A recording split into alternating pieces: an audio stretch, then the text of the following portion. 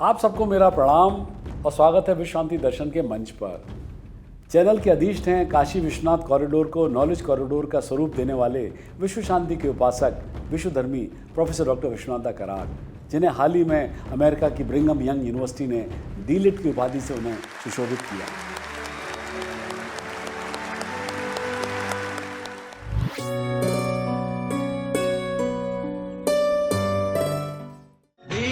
अर्जुन का पराक्रम द्रौपदी की है व्यथा, जिसने दी भारत को गीता वो महाभारत कथा। ये महाभारत की कथा, ये महाभारत की कथा। यूं तो महाभारत के अधिकांश स्वरूप से हम सभी परिचित हैं, फिर भी उस काल की कुछ ऐसी कहानियां हैं जिन्हें बहुत लोगों ने सुना नहीं है।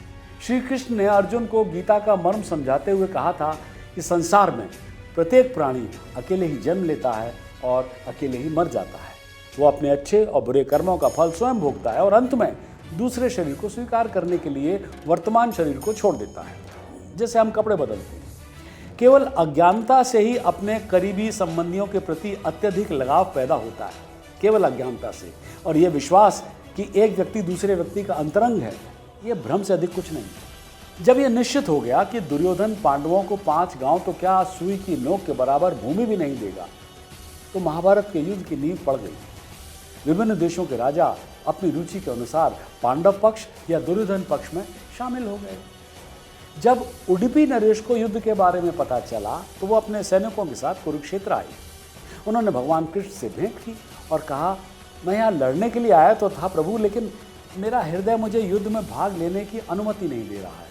मैं किसी भी पक्ष का पक्ष नहीं लेना चाहता हूँ। फिर भी मेरे पास एक प्रस्ताव है, मैं आपसे अनुरोध करता हूँ कि आप उसे स्वीकार करें और मुझे आशीर्वाद दें। तब भगवान कृष्ण ने पूछा, क्या प्रस्ताव है आपका उडुपी नरेश? उडुपी के राजा ने कहा, मैं युद्ध में भाग लेने वाले सभी महावीर और योद्धाओं के लिए भोजन तैयार करना चाहता हूँ।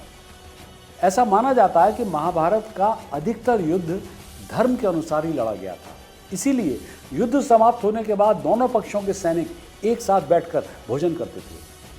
भगवान कृष्ण ने उडुपी नरेश का प्रस्ताव स्वीकार कर लिया और उन्हें भोजन की व्यवस्था करने की अनुमति दे दी। उडुपी के राजा ने हर दिन सभी सैनिकों और योद्धाओं के लिए भोजन बनाना शुरू किया। वो जो भी भोजन पकाते थे वो दिन के अंत में पूरी तरह से समाप्त हो जाता था। कमाल था, मतलब भोजन की बर्बादी बिल्कुल नहीं होती थी और सभी के लिए प्रचुर मात्रा में भोजन उपलब्ध भी था। महाभारत युद्ध समाप्त होने तक यही क्रम चलता रहा। सभी आश्चर्यचकित थे और फिर युधिष्ठिर से रहा नहीं गया। उन्होंने उडुपी नरेश से पूछ ही लिया, राजन, एक बात अभी तक मेरे समझ में नहीं आ रही और मेरे मस्तिष्क में काफ़ी समय से ये विचार कौंध रहा है कि युद्ध के दौरान आप किस प्रकार अनुमान लगा लेते थे कि सैनिकों के लिए भोजन कभी कमी नहीं पड़ा और कभी बर्बाद भी नहीं हुआ। प्रतिदिन जीवित बचे हुए लोगों के लिए आवश्यक उचित मात्रा में भोजन तैयार करना कोई सरल कार्य नहीं है राजन। युद्ध में हर दिन कितने सैनिकों की मृत्यु होगी आपको कैसे मालूम हो जाता था?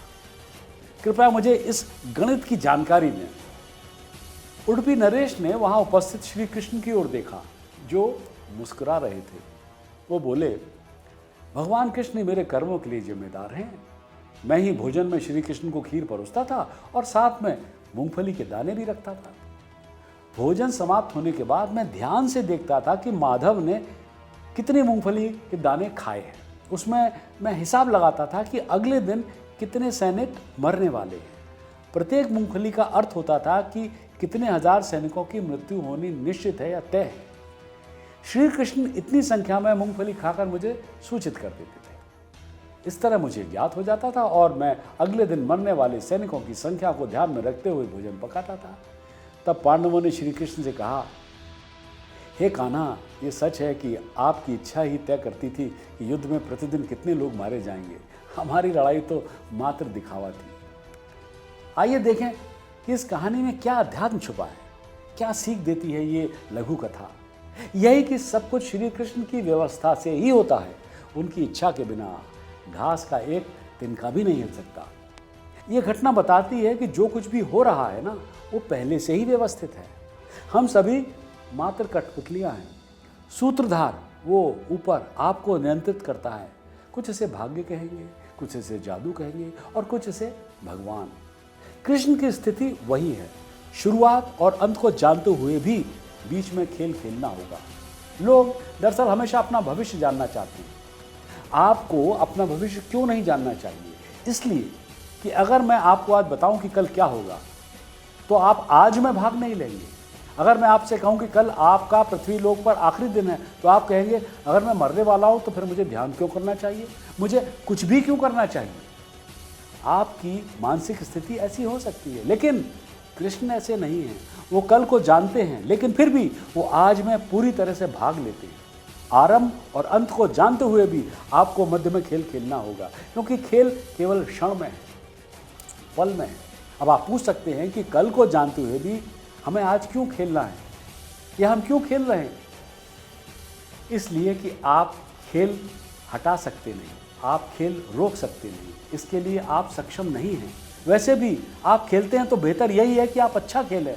कर्म तो आपको करना ही होगा, तो फिर आधे अधूरे मन से क्यों करें? इसे अच्छी तरह करना ही बेहतर है ना। हमें इस तथ्य को स्वीकार करना चाहिए कि हम किसी भी चीज़ को नियंत्रित नहीं कर सकते। जो कुछ भी हो रहा है, अच्छा या बुरा, रचनात्मक या विनाशकारी, वो एक कारण से होता है, और यही हमारी समझ में आना चाहिए। भगवान श्री कृष्ण सब कुछ जानते थे, जी हाँ, सब कुछ जानते थे, और वे महाभारत का परिणाम भी जानते थे। वो उडुपी नरेश को भोजन में मदद करने के लिए मूंगफली खा रहे थे। तो अब आपको पता चल गया होगा ना कि भगवान कृष्ण प्रतिदिन मूंगफली क्यों खाते थे। महाभारत की इस कहानी के इस अद्भुत फलसफे को जानने के बाद मैं भी देता हूं अपनी वाणी को विराम, और इस कथानक को भी सब्सक्राइब कीजिए, शेयर कीजिए और जुड़े रहिए विश्व शांति दर्शन के साथ।